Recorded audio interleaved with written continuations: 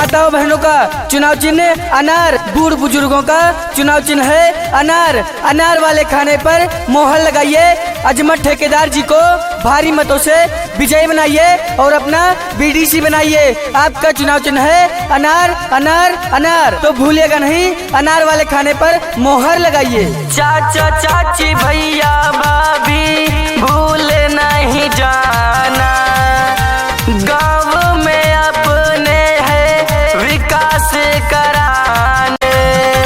माताओं बहनों का चुनाव चिन्ह अनार, बूढ़ बुजुर्गों का चुनाव चिन्ह है अनार। अनार वाले खाने पर मोहर लगाइए, अजमत ठेकेदार जी को भारी मतों से विजयी बनाइए और अपना बीडीसी बनाइए। आपका चुनाव चिन्ह है अनार अनार अनार, तो भूलिएगा नहीं, अनार वाले खाने पर मोहर लगाइए। चाचा चाची भैया भाभी भूल नहीं जाना, गाँव में अपने है विकास कराने।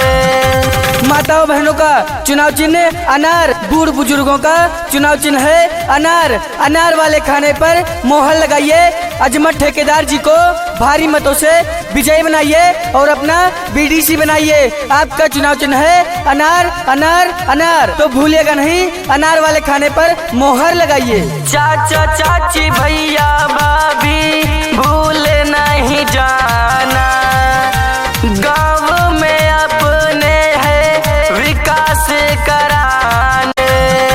माताओं बहनों का चुनाव चिन्ह अनार, बूढ़ बुजुर्गों का चुनाव चिन्ह है अनार।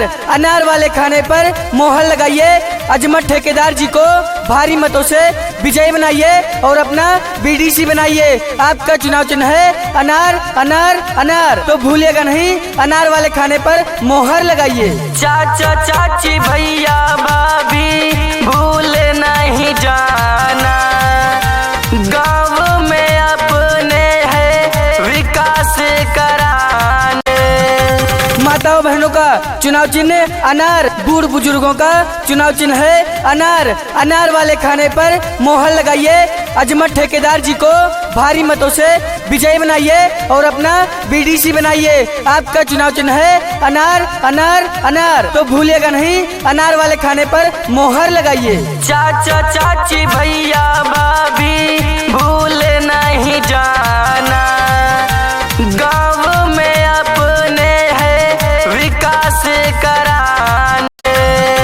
माताओं बहनों का चुनाव चिन्ह अनार, बूढ़ बुजुर्गों का चुनाव चिन्ह है अनार। अनार वाले खाने पर मोहर लगाइए, अजमत ठेकेदार जी को भारी मतों से विजयी बनाइए और अपना बीडीसी बनाइए। आपका चुनाव चिन्ह है अनार अनार अनार, तो भूलिएगा नहीं, अनार वाले खाने पर मोहर लगाइए। चाचा चाची भैया भाभी भूल नहीं जाना, गाँव में अपने है विकास कराने। माताओं बहनों का चुनाव चिन्ह अनार, बूढ़ बुजुर्गों का चुनाव चिन्ह है अनार। अनार वाले खाने पर मोहर लगाइए, अजमत ठेकेदार जी को भारी मतों से विजयी बनाइए और अपना बीडीसी बनाइए। आपका चुनाव चिन्ह है अनार अनार अनार, तो भूलिएगा नहीं, अनार वाले खाने पर मोहर लगाइए। चाचा चाची भैया भाभी भूल नहीं जाना, गाँव में अपने है विकास कराने। माताओं बहनों का चुनाव चिन्ह अनार, बूढ़ बुजुर्गों का चुनाव चिन्ह है अनार। अनार वाले खाने पर मोहर लगाइए, अजमत ठेकेदार जी को भारी मतों से विजयी बनाइए और अपना बीडीसी बनाइए। आपका चुनाव चिन्ह है अनार अनार अनार, तो भूलिएगा नहीं, अनार वाले खाने पर मोहर लगाइए। चाचा चाची भैया भाभी भूल नहीं जाना, गाँव में अपने है विकास कराने। माताओं बहनों का चुनाव चिन्ह अनार, बूढ़ बुजुर्गों का चुनाव चिन्ह है अनार।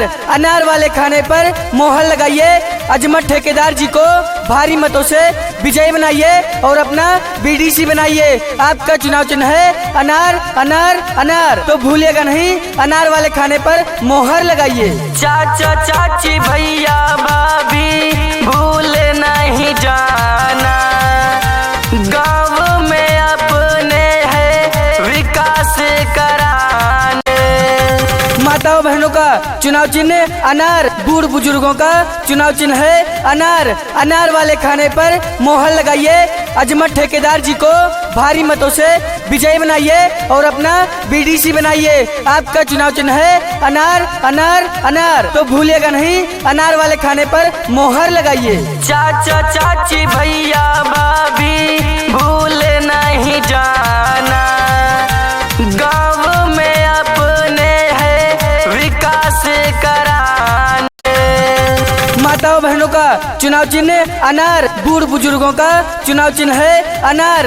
अनार वाले खाने पर मोहर लगाइए, अजमत ठेकेदार जी को भारी मतों से विजयी बनाइए और अपना बीडीसी बनाइए। आपका चुनाव चिन्ह है अनार अनार अनार।